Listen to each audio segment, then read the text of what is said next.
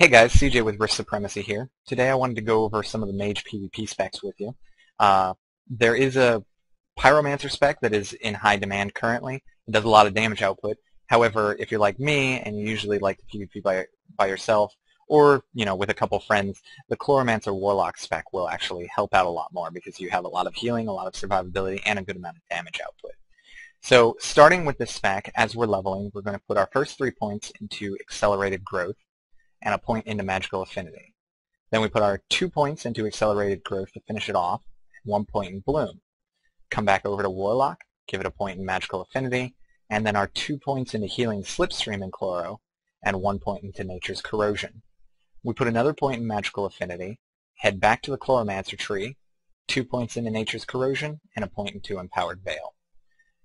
Our 4th point into Magical Affinity, and then 2 points into Empowered Veil in Chloromancer, and 1 point in Synthesis. Coming back, we'll finish up Magical Affinity in Warlock, and then head back over to the Chloromancer tree for Phytogenesis. We put our 3 points there, and then 1 point in Opportunity in the Warlock tree. Then we put 1 point into Nature's Touch, and 2 points into Call of Spring. We'll put our other point into Opportunity, and then finish up Call of Spring with the next 3 points, and 1 point in Opportunity. Right now you have a very good amount of survivability, you have a very solid amount of healing, and also some good support from the Warlock tree.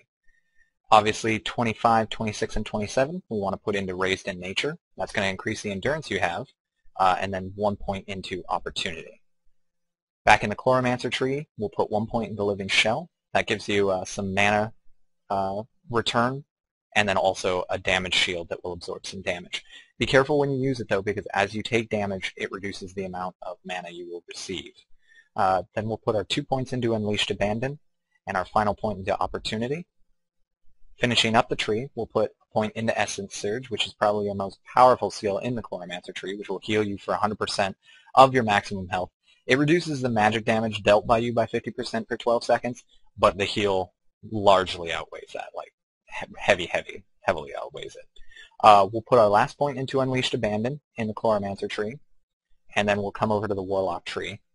We're going to start putting points into Vitality, so we finish that off there, and then 5 points into Potency. We'll put a point into Shadow Life.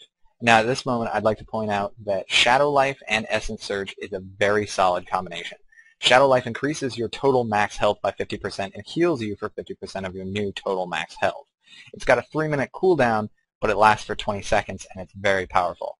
Couple that with Essence Surge and you have an even larger heal because it can heal you or an ally for 100% of your max health, which Shadow Life increases. So keep that in mind when you use either of those. You want to use them in tandem because it'll get a really heavy heal out.